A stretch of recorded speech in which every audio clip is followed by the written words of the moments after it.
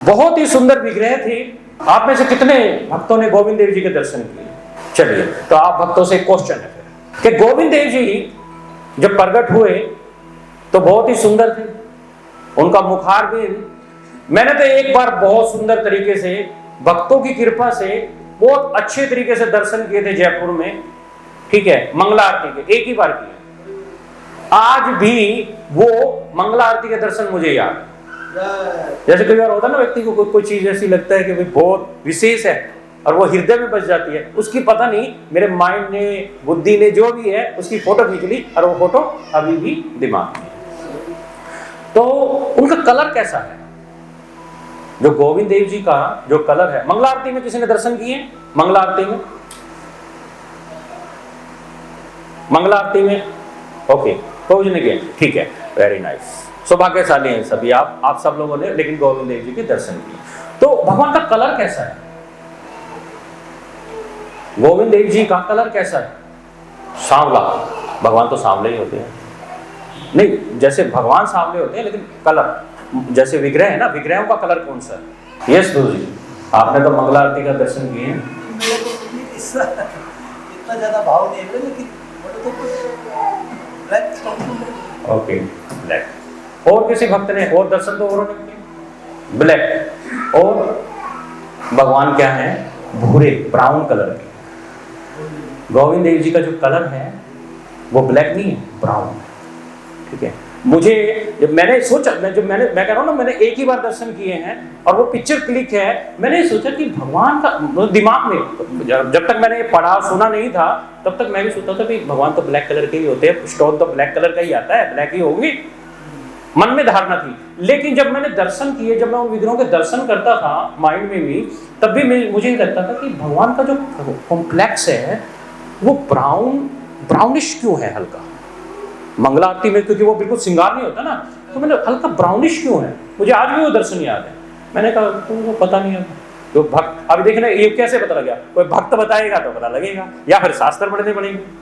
तो शास्त्रों को जब पढ़ा तो पता लगा कि भगवान का जो कलर है बहुत ही सुंदर विग्रह है, गोल गोल, भगवान गोल है, मुंह गोल है उनका, लंबा नहीं है, गोल है, और इतना सुंदर है कि उनका जो कॉम्प्लेक्स है वो क्या है? ब्राउन कलर का है। उनकी आईज, मोटी मोटी आईज, उसका मेरे पास कोई वर्ड नहीं है, मैं उसको नहीं समझा सकता, आप खुद ही दर्शन कर लेना। ठीक है, ओके। तो जब गोविंद देव जी जब प्रकट हुए तो गोविंद देव जी जब प्रकट हुए तो सभी ब्रजवासी बहुत खुश हुए और उनका 4 घंटे तक लगातार क्या है? अभिषेक हुआ। और उसके बाद क्या है कि गोविंद देव जी को एक छोटी सी कुटिया बनाई गई, एक छोटा सा, अब जो महल है वो तो बाद में बना, पहले क्या है, एक छोटी सी कुटिया बनाई गई, उस कुटिया में गोविंद देव जी को विराजमान किया गया और भगवान क्या है? बहुत खुश रहते थे। क्यों? क्योंकि भगवान क्या है? वृंदावन वासी हैं। उनका श्रृंगार कैसे होता था? फूलों से, पत्तों से। उनके को ज्वेलरी भी क्या होता? वो जो फूल पत्तों की जो ज्वेलरी होती है ना, वो बनाई जाती है, अपने हाथों से बनाते थे, आर्टिफिशियल काम नहीं होता। अब तो आर्टिफिशियल काम करते हैं, खरीद लाए, पहना दी, नहीं। अभी देखते हैं, आप मंदिर में जाते हैं तो बहुत सारी माता जी हैं, वो क्या करती हैं? भगवान के लिए फूलों की माला बना देती हैं। वो बहुत सौभाग्यशाली हैं, भगवान के लिए कुछ ना कुछ अवश्य करना चाहिए। तो भगवान की क्या है? वो माला बना रही हैं, भगवान के हार बना रही हैं, भगवान की ड्रेस बना रही हैं, ठीक है। और भगवान इतने प्रसन्न रहते थे, क्यों? क्योंकि वो वन की जो ड्रेस होती थी ना, भगवान उसमें सदा बिल्कुल आनंद में रहते थे और अपनी लीलाओं में हमेशा मग्न रहते थे। गोविंद देव जी इस प्रकार से भगवान का बहुत श्रृंगार होने लगा, भगवान को भोग अर्पण करने लगे, तो ब्रजवासी में अलग अलग गांव में, वहां पर पूरे ब्रज में ये बात फैल गई कि गोविंद देव जी प्रकट हो गए हैं, गोविंद देव जी प्रकट हो गए हैं। तो सब लोग क्या है? भगवान के लिए भोग लेके आने लगे। तो इसलिए हम कभी भी भगवान के पास मिलने के लिए जाते हैं, ठीक है, तो हमें क्या करना चाहिए? भगवान के लिए या किसी वैष्णव से, बड़े सीनियर वैष्णव से मिलने जाते हैं तो हमें उसके लिए कुछ ना कुछ भोग अवश्य लेके जाना चाहिए, पॉसिबिलिटी है तो उससे भगवान क्या है? उस भेंट को प्रेममय स्वीकार करते हैं। तो उसके बाद फिर चैतन्य महाप्रभु को भी पता लगा, बहुत खुश हुए, बहुत क्रंदन करने लगे, विरह में आ गए और नृत्य करने लगे।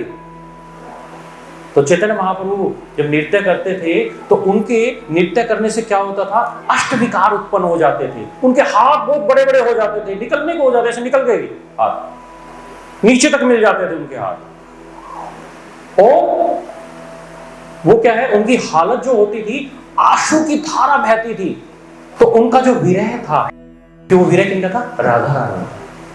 उनका जो विरह था वो बहुत क्या है, वो बहुत उजागर स्थिति पर हो जाता, वो अपने आप की अपनी स्थिति को क्या है, वो कंट्रोल नहीं कर पाते थे। उससे क्या होता था कि वो जो प्रेम के जो लक्षण हैं वो बाहरी रूप से सबको नजर आने लगे। तो उसके बाद जो है चैतन्य महाप्रभु को जब ये पता लगा कि भाई गोविंद देव जी प्रकट हो गए हैं, बहुत ज्यादा खुश हो गए चैतन्य महाप्रभु। तो चैतन्य महाप्रभु ने कहा कि वहां पर रूप गोस्वामी और सनातन गोस्वामी हैं, तो वो बहुत अकेले हैं, उनको ग्रंथ भी लिखना है, आचरण भी करना है, उनको वृंदावन में अन्य लुप्त स्थलियों को भी खोजना है, तो वो बहुत अकेले हो गए। तो उन्होंने क्या किया कि अपने जो उनके दो सर्वेंट थे, किसी को पता है दो सर्वेंट कौन थे?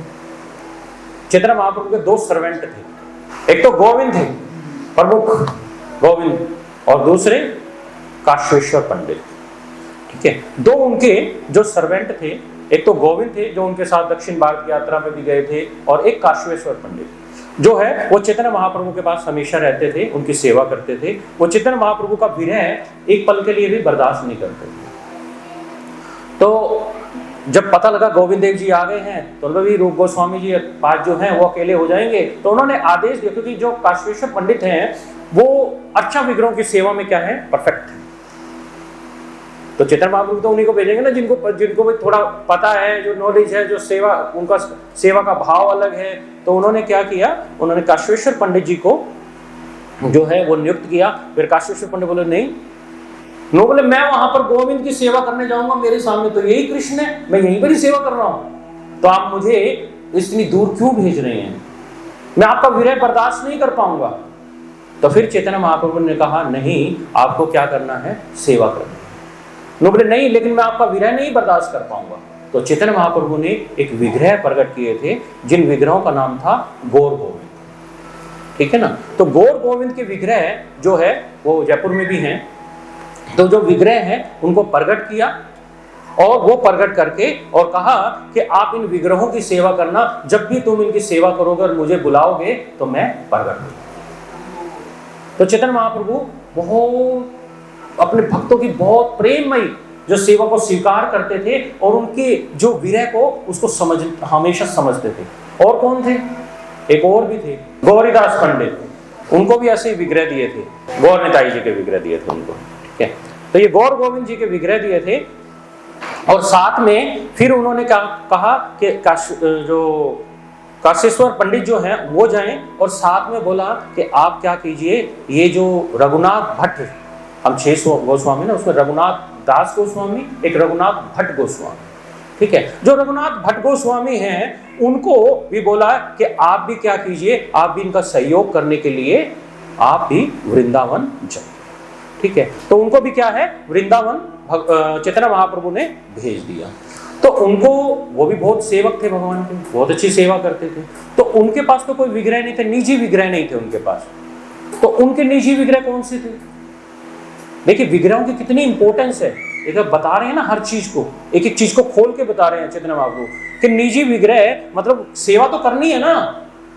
देखिए इस संसार में भक्तों की सेवा कीजिए, भगवान की सेवा कीजिए, अरे इनकी सेवा नहीं करो तो कुत्तों बिल्लों की सेवा करनी पड़ेगी, ये फैक्ट। तो आपने डिसाइड करना है आपने क्या करना है।